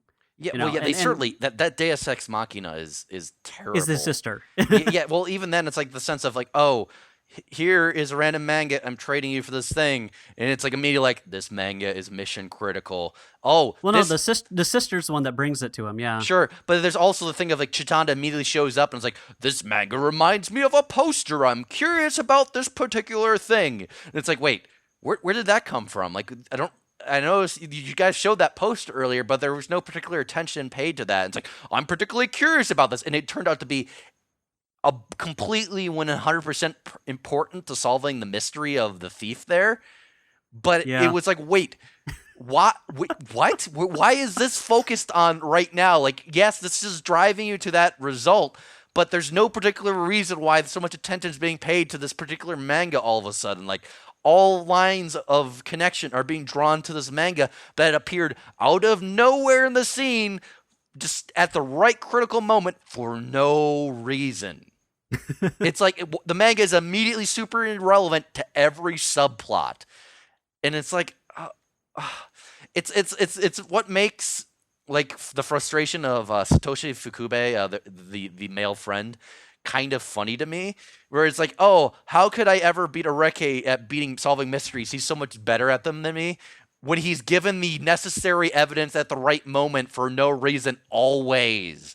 Like, Areki has the deductive reasoning going on, sure, but the reason why, Satoshi wasn't able to solve anything there was entirely because Areki was just sitting around and got given the evidence he needed. No, I think I think you're being a bit unfair here because I think there Come were a on, few. though. No. I think there's a little bit more than that. Satoshi does make some really dumb, boneheaded moves that Oreki's kind of like, well, why would you do that? That makes no sense to do so. It's Sure. like staking out these things to wait for the guy to show up to steal it. Like that was like, that was just a pointless thing to begin with. So again, like, okay, yes, I can agree with the fact that yes, the manga thing being introduced and Oreki being given the evidence. It's that they did also show that Satoshi, even sometimes when given certain types of information, he comes up with a theory and it seems like it might possibly be good, but he's always just a little bit off. And that's what makes him so frustrated, is that he does have some ability, but not enough to actually like get the right answer every single time. And I think it's similar to Mayaka's, where she's like this other girl who felt completely inferior by this, this manga that they're talking about, and hers is a little bit level below that, but that means mine is 100 levels below that even. And so there's this kind of idea of like comparing yourself to others, and you might actually do have an ability, but the prism through which you're viewing that and your ability is just flawed. Sure. I just And think I there's that find it funny that his particular breakdown there is entirely because yes, Satoshi did some dumb shit there, but at the same time, Oh yeah, Oreki like was basically handed unfair the shit advantage on a of being given platter the by yeah. everybody else involved because it is the cosmic fate of plot that he solved this. And a lot of these mysteries are kind of that. Like in here, it's like, oh, someone needs to solve it. Oh, we're going to give Areki the particular evidence required to do this. A weird example of this I thought was when they're at a hot springs. He would immediately was the only person who saw a particular thing out a window, so he was the only person who had the necessary knowledge to come to a conclusion to actually solve it. Where he saw the cousin walking away to go to the fair or whatever, the summer festival or whatever, and so he had the evidence. Like, oh yeah, that's what's going on. So Yeah. he figured Well, out what again, nobody like else could, but that's because he saw things that nobody else did, and he just got yeah. lucky. Well, And there's again, a I lot of think that. the thing is, it's like in a lot of the mystery I've read, there actually is that's kind of a thing that happens quite a bit. Sure, but That it there is doesn't. If often you're like trying a to build certain him up as mystery master extraordinaire when it's oh entirely well yeah.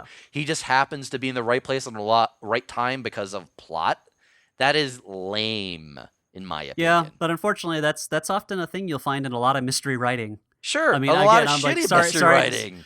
Yeah, but even in some of the greats, like when you have a long series of them, I understand. Like, I can get what you mean where they do that too often. Like, if they did that once in a while, you can kind of go, okay, they just needed that to happen. But if every mystery requires that level of luck, then yeah, I get what you mean. Sure, I mean, there's always a matter of luck, and in terms of like, luck is something you make sort of thing by being proactive. But Areki is the opposite of proactive. There is nothing proactive about him. That is literally his character archetype. People give him the stuff that he needs, or he is, passed out. He wakes out of a fever dream and looks out his window and sees, someone leaving. And also, I want to pause real quick there. So the whole thing of that's built around a ghost story, right? Yeah. He heard the ghost story when, waking up from being passed out in his room out of the window as they were telling ghost stories outside.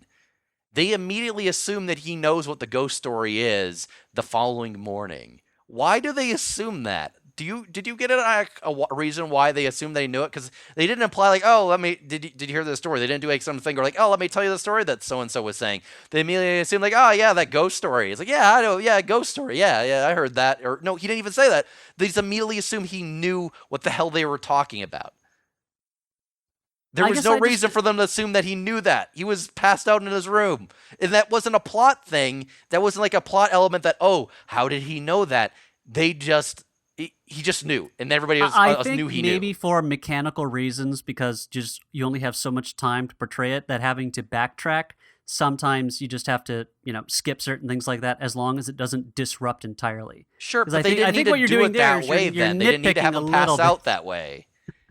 I He passed understand. out that way because he was too busy thinking about Chitanda's breasts. Yeah, that was pretty lame. There's a... We'll get to some of that other stuff in a bit. There's just some stuff I want to talk about. Do we want to talk about any of the actual arcs a bit more? Because I derailed you completely in that, sorry. But, Well, I think we've already covered a bunch of the arcs already well, now. we didn't talk about Just the there's last major arc. the last major arc has a lot of little standalone ones. Sure. So that the ones like the teacher with the teacher, whether or not they like helicopters. You have the one where he does. It's kind of like the one that kind of does the trick of the entire series, where can you come up with a wild deductive theory with very little actual evidence and the causality between. And then they have Relationship Satoshi episode numbers 1 through 3. and then it ends with the the final one with the Living Doll Festival. Oh, and also the one where they're stuck in an ice box, essentially. Yeah, like I said, relationship episodes. Yeah, 1 through relationship 3. episodes 1 through 3. Yeah. So that one's a harder one because you can't really. It's harder to call that one an arc per se. Yeah. I'd say like the last 2 episodes where Satoshi's deal is finally kind of really spelled out. That he for all the bluster, for all the kind of enthusiasm and confidence that he exudes, there is a lot of insecurity underneath that's used as a mask for. And that's also kind of why he's kept kept Mayaka at a distance in a certain way. So like that's spelled out much more. I mean, they kind of reference it like I think that school festival arc is where you really get the bigger brunt of his insecurities specifically. Sure. And you see him, and they make reference to the fact that he, after that moment, he's kind of come to peace with it to some degree. But there's still, of course, you never get fully fixed right away, and so he still doesn't quite know how to deal with Mayaka's affections. So, okay. I'm going to go off the rails here for a moment. Okay. So, I like the stuff that they had in the beginning of that episode where they demonstrated that his personality was different from middle school when they had the whole thing with the virtual on segment, which was really funny to me.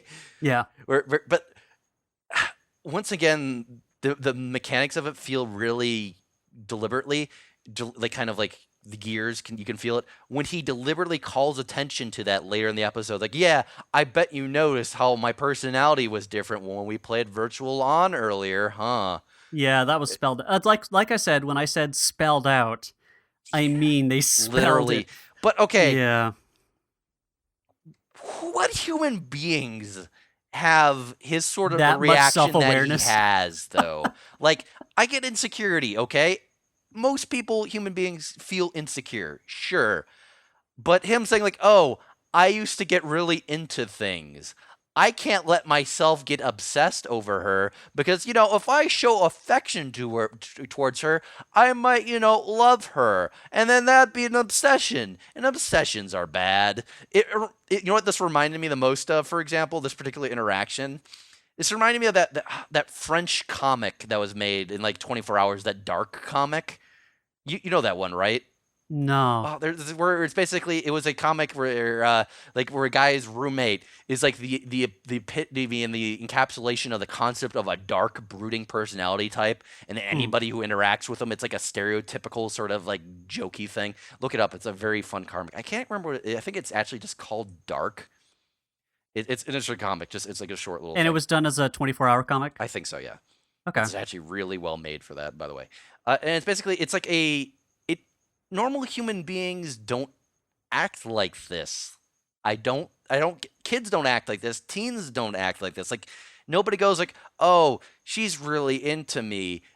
And my personality used to be that I used to get really stuck on things. So I've decided to kind of diversify my interests a bit and stop getting so obsessed about things going bad. But as a result, I refuse to acknowledge relationships with me because that might be obsessive and that would be bad. Like, I don't think anybody with a obsessive sort of issues actually responds in that sort of sense. Like, okay, I can see in the sense like, oh, I'm concerned about, my personality causing bad things for her, or, I'm concerned about my own issues, causing issues for them, and, I'm bad for them. That's a reaction you can have. But the way that he articulates this just feels so fake. It feels anime. It feels like this is probably why Japan's population is dropping. If if people are responding like this, it's like, well, no wonder. It's like, oh, I can't have a relationship with you because I might fall in love with you. And well, no, it's not even like that, because that makes more sense than what he says. He says specifically he's afraid of obsessing over things, and he's afraid that a relationship is inherently obsessive. And it's like, uh, you can do both. You can not be a dick and also have a relationship. And it's like, nah, nah. I Well, can't do again, I that. think you're struggling with the fact that sometimes these characters, they're going to be irrational. And No, but the thing is, their rationality is totally inhuman here, though. It doesn't feel like anything humans do. Like, this is not how people think, even from an irrational standpoint. Like, I don't think, like, having an anxiety disorder or being obsessive or obsessive compulsive, even, if that was what they're going with them, which I don't think they are, or even being no, they're not going for insecure. obsessive compulsive. Yeah, They're or even being very insecure about your identity. The way he articulates what his issues are is feels once again like anime archetypism, where they have like, oh, he doesn't want to be the obsessive, so he's gonna say, I don't want to be the obsessive. And being in love is like kind of like being obsessed. And I can't do that. That would be bad. I want to be in love with this girl. I love her, but that would be bad. See, I read it Because more I like used he to be was had a bad. fear of of hurting her. But he You know doesn't say it that that way. He's No, he doesn't physically say it that way, but no. I felt that in a lot of ways, I feel with his character in particular, he circumlocutes. He doesn't say directly what he's thinking at all times. Sometimes he kind of pokes at it with he says he talks around it without actually saying it. And I think that's kind of what was going on in this case. Again, you could either, believe me or not, but the way I interpret it, what he's saying is kind of he's trying to get at the fundamental issue without necessarily stating it outright. And sometimes when he does say something outright, that is actually kind of like a deflection, a way of kind of leading someone astray. He's a very odd character in certain ways, and it's difficult to necessarily kind of understand what he's really thinking at any given time, because he will often say something strange or do something as a way of kind of distracting from what he's really thinking and saying.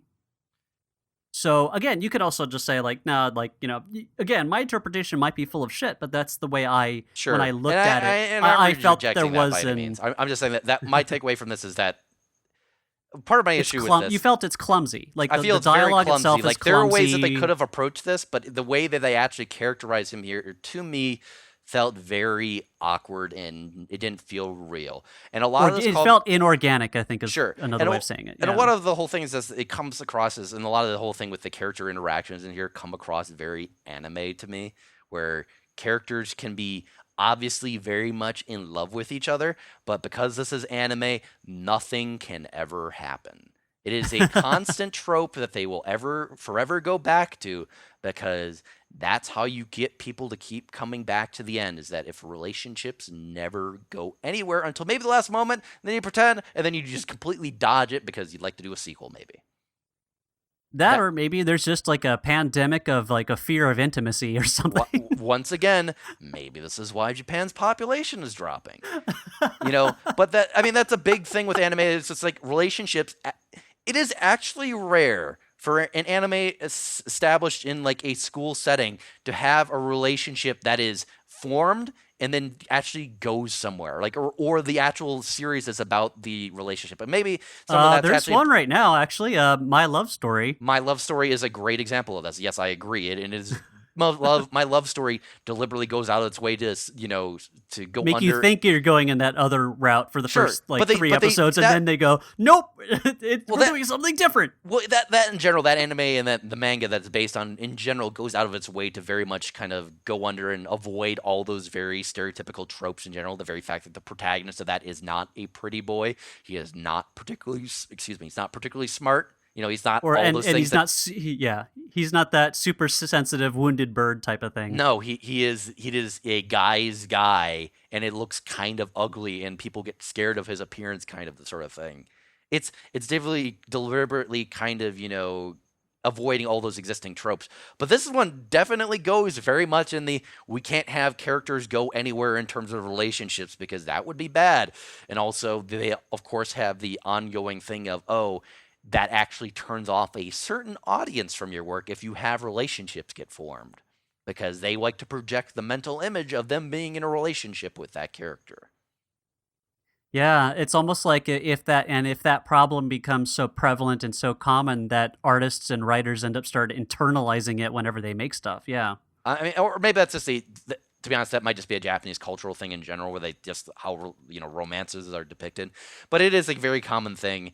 Like they spend a lot of time in this anime focusing on Areki's hornballing after Chitanda a little bit. He doesn't do anything everywhere, but it's kind of like, oh, I saw her dressed up as a maid in this photo. That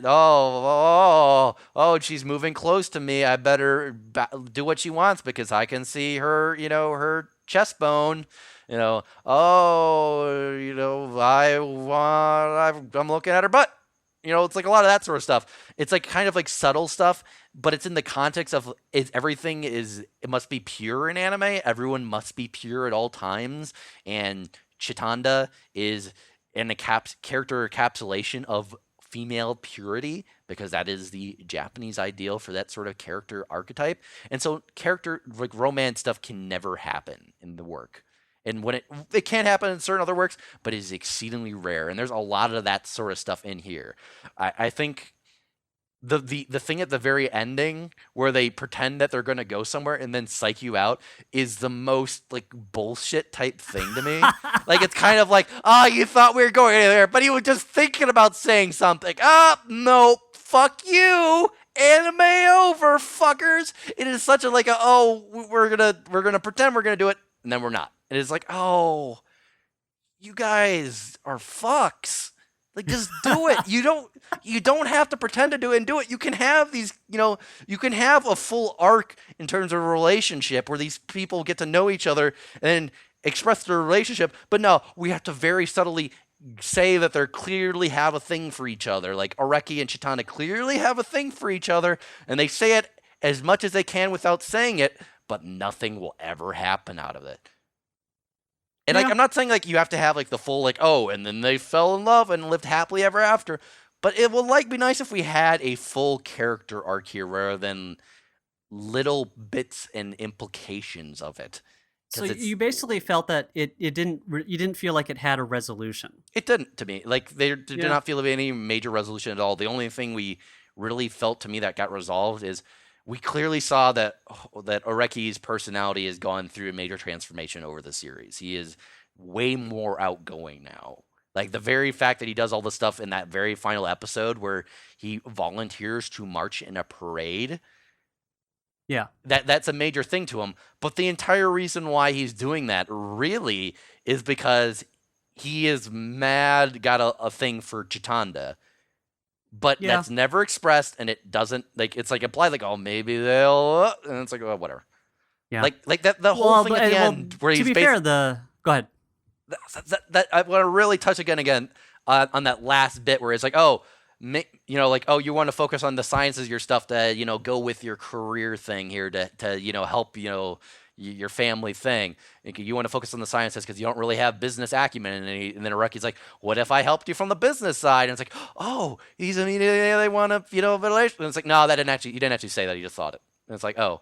They showed us him saying it, but they can't actually have him say that. And it's like, oh, that is such a cop out. It feels so lame. Like I'm not even that mad about it. I'm just kind of like taken back by how I don't know, lame man. You that sound is. pretyou mad. You really wanted them to get together in the end. No, it just feels really lame. Zorak Like was in terms of emotionally character arcs. invested. Yeah, I'm more like if you're gonna imply there's gonna be a character arc in terms of relationship stuff, I just wish more things go like that direction because so few do. It is peculiar to me that I can actually probably count on my hand the amount of animation out of Japan where actual relationships are. It's a romance anime where they actually get into a relationship before it immediately ends or it doesn't actually go anywhere. Like on my hand.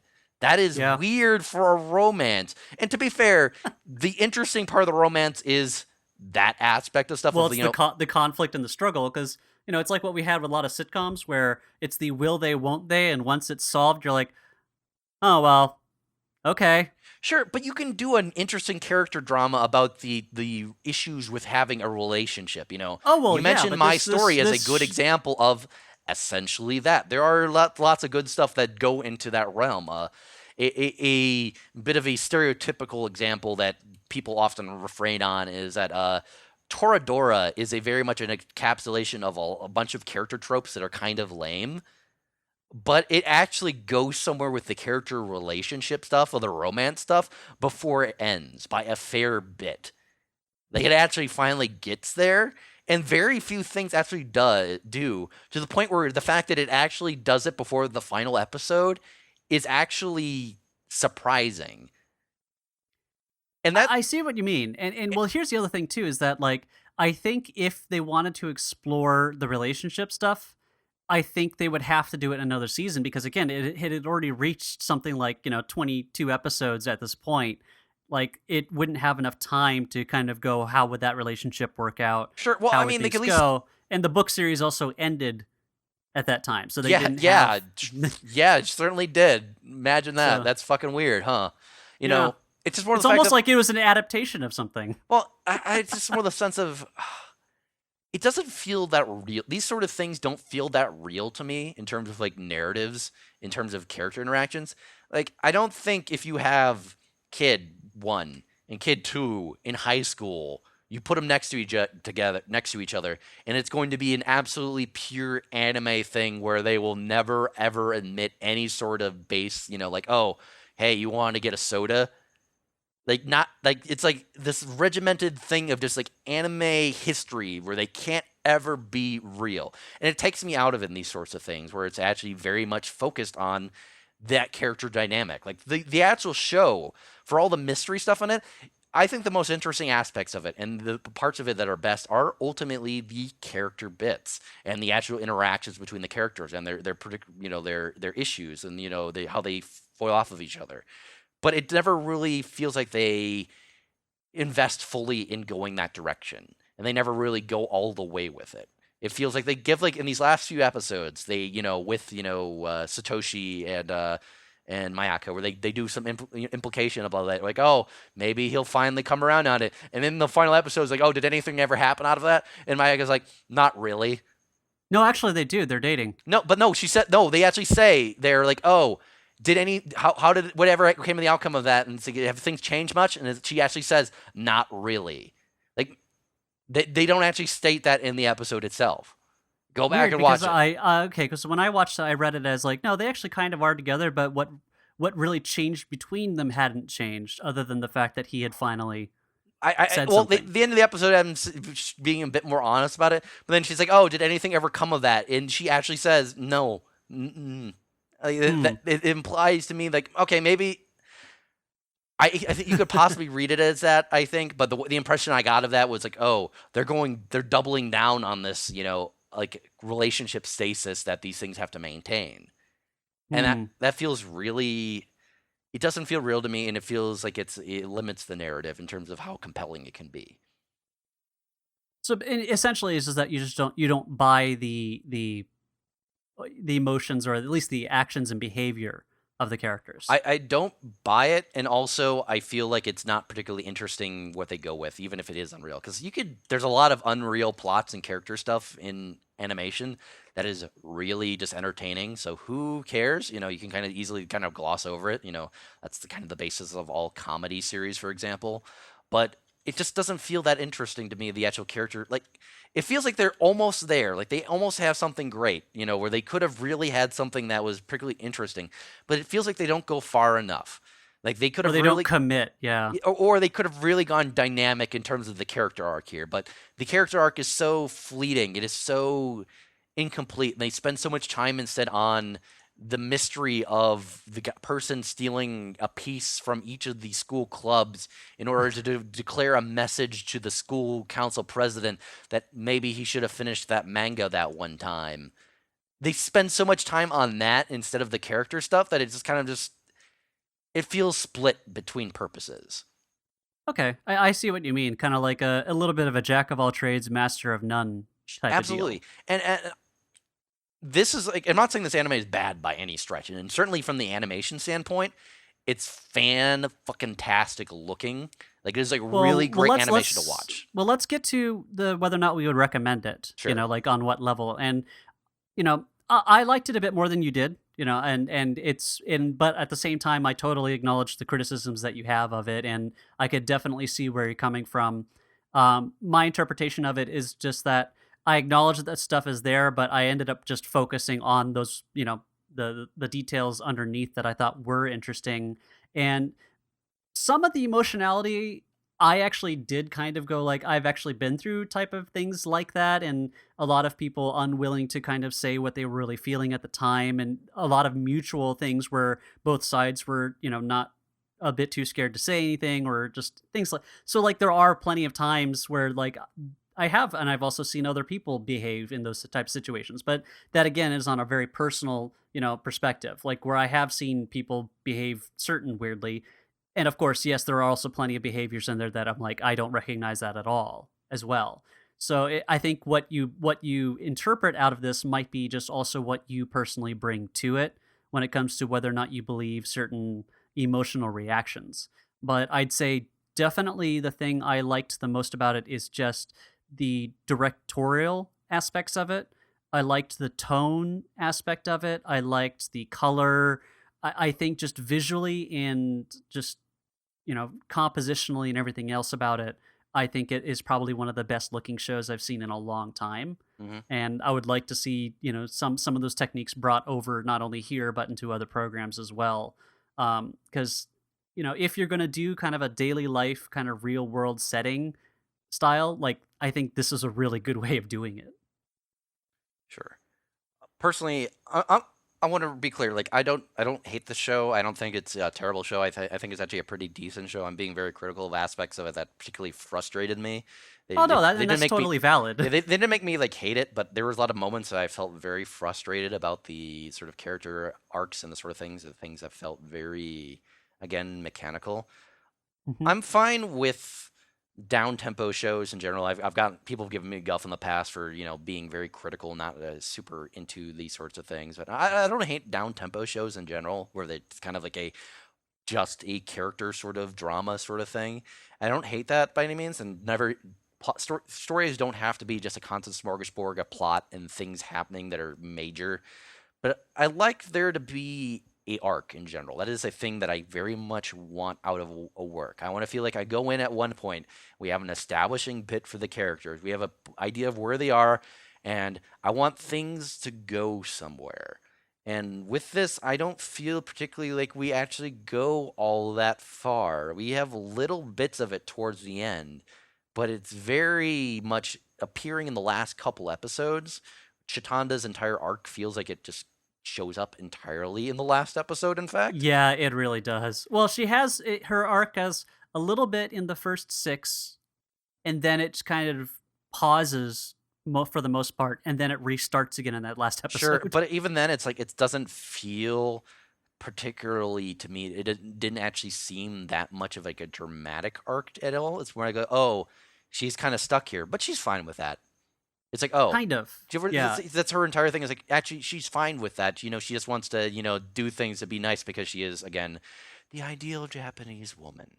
And, that sort of thing of where it's going. But I just want there to be an arc. I want to basically to start like a place with a character and a bunch of characters and feel like their relationships are going somewhere. And then I want it to resolve at the end and feel like, oh, I feel like I went on a journey. It doesn't have to be an epic quote unquote journey. It doesn't have to be a supremely dramatic journey, but I want to feel like things have changed so much between these characters because then I feel like we have a real story.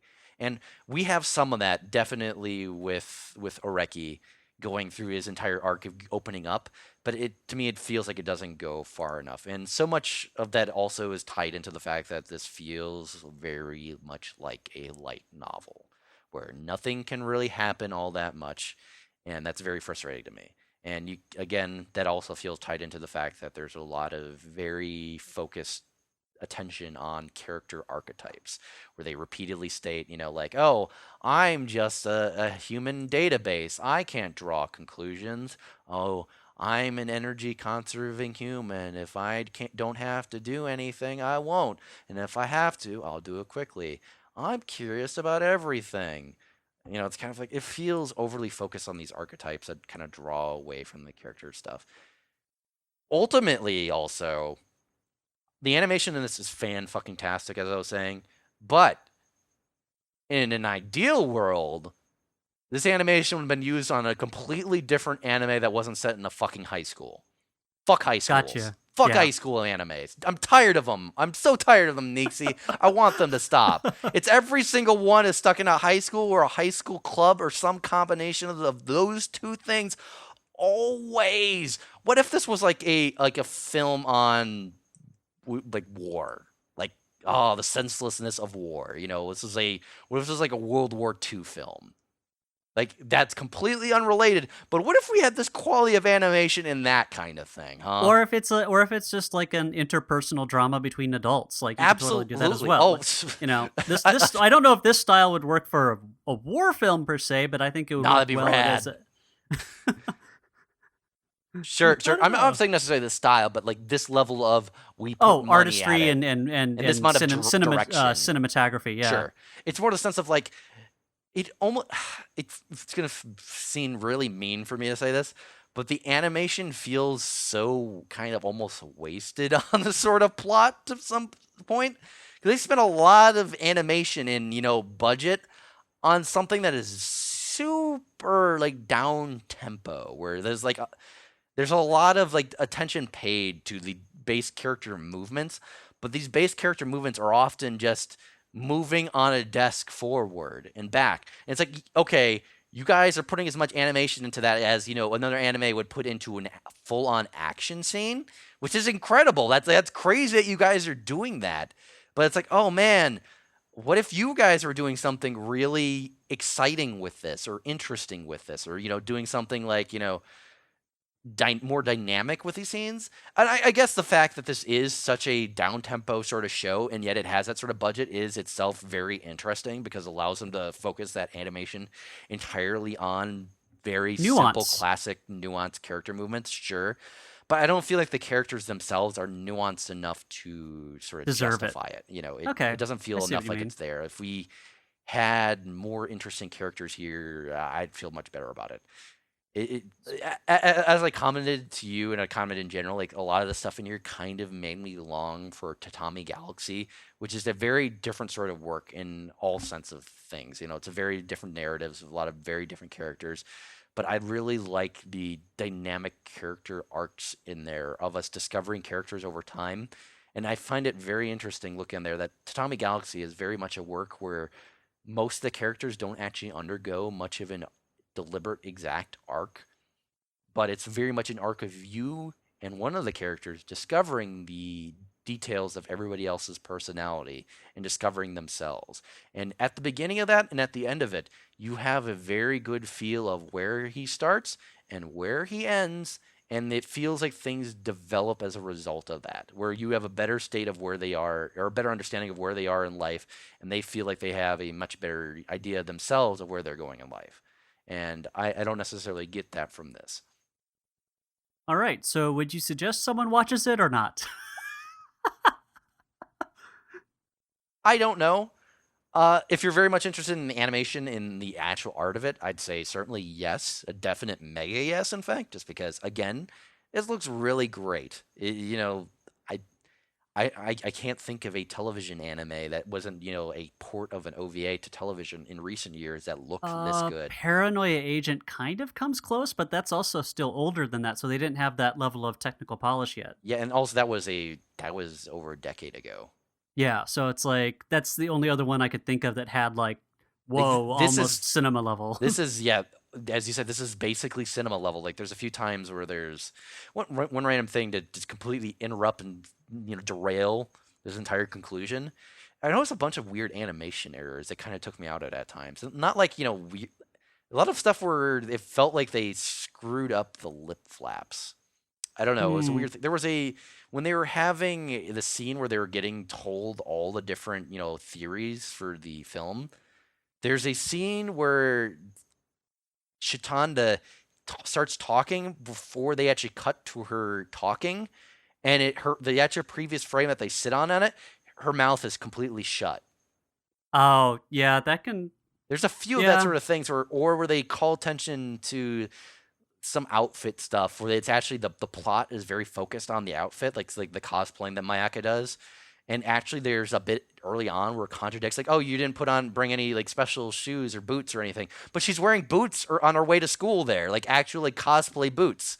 And I have to imagine that's a pure animation error of like doing super dynamic character outfits as they do in this and having things constantly changing and very dynamic probably makes things very hard to kind of plan and communicate this stuff across all the people doing animation on this and doing in-betweening. So that's understandable completely, but regardless, I completely derailed myself here. Gosh, I sure hope someone got fired for that one. Yeah, yeah, right. I mean, it's fine. It's just random. It's not even a In nitpick. the Hyouka CD-ROM, how do you get out of the castle without using the wizard key? I'm not even criticizing for. I was just pointing it out because I noticed it. It made me. It made me No, I laugh a know. lot. It's just yes, this does happen, and Sure. then they are errors. Yes, It it's was just just very funny. funny with given the high production values of cinema level Oh, production. It's well, like it stands out because of that. Yeah. sure, and it was kind of like I wouldn't even notice it or really be phased by it. Anything else, but here it's kind of like, wait, huh? Well, you guys animated so good, money. You got all this money, but whatever. Like from an animation standpoint, it's great. I think it's worth watching.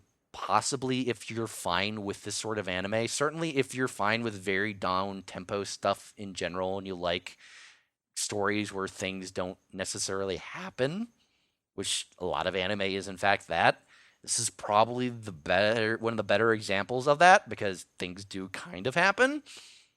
But if you're But it still falls within that genre, so sure, which you're not too much of a fan of. sure, So and if you're coming to this from a mystery standpoint, you're not going to get much. The fact that this is yeah, being billed as a mysteries, I don't think the mysteries are particularly dynamic or interesting. And when any of these mysteries were resolved, I never went, aha, so that's how it is. It was kind of like, oh. yeah. But that's just my personal take. I'm a bit of a stodgy asshole about this sort of stuff. I, I want new things from animation, Nixie. I want new stuff out of Japan. I'm very tired now of this anime. I'm so tired of this kind of not this anime, but of this kind of anime. I, Yeah. There's just a glut of it, I think, is what you're feeling. yeah, a glut of it for the last 3 decades. Like everything's been high school clubbing Yep. constantly. That's it. That's all anime is these days. But on that Yep. optimistic note, I think that's all we have to say about Hyouka. Yep. So we will be covering next time the Triplets of Belleville, a film by Sylvain Chomet, and then after that, it was an OVA, right? That's correct. Yeah, called "Aim for the Top!" Exclamation mark Gunbuster. So So yeah, look forward to Gunbuster. that. In terms of finding these things, I believe the first one you can definitely find on Amazon. I saw that's even like streaming services available, so you can probably find it streaming everywhere. Yeah. With Gunbuster, I'm just gonna say very clear to everybody: be very clear if you're picking this up. Do not pick up the film version of it because the film version is a edited down version of the OVAs and it is very different. So we're going to be talking about the OVAs. And I believe you can purchase it, though it might be a little pricey. So do what you need to do. Do what you have to do, Do what folks. you Live have to off do. the land. So you can always reach us at adthepodcast@gmail.com. You can also subscribe, rate, review on iTunes. You can find both of us on Twitter. Mine is at RY And I'm at SA Zorak. So hopefully we'll have a good episode for you next time, and see you around.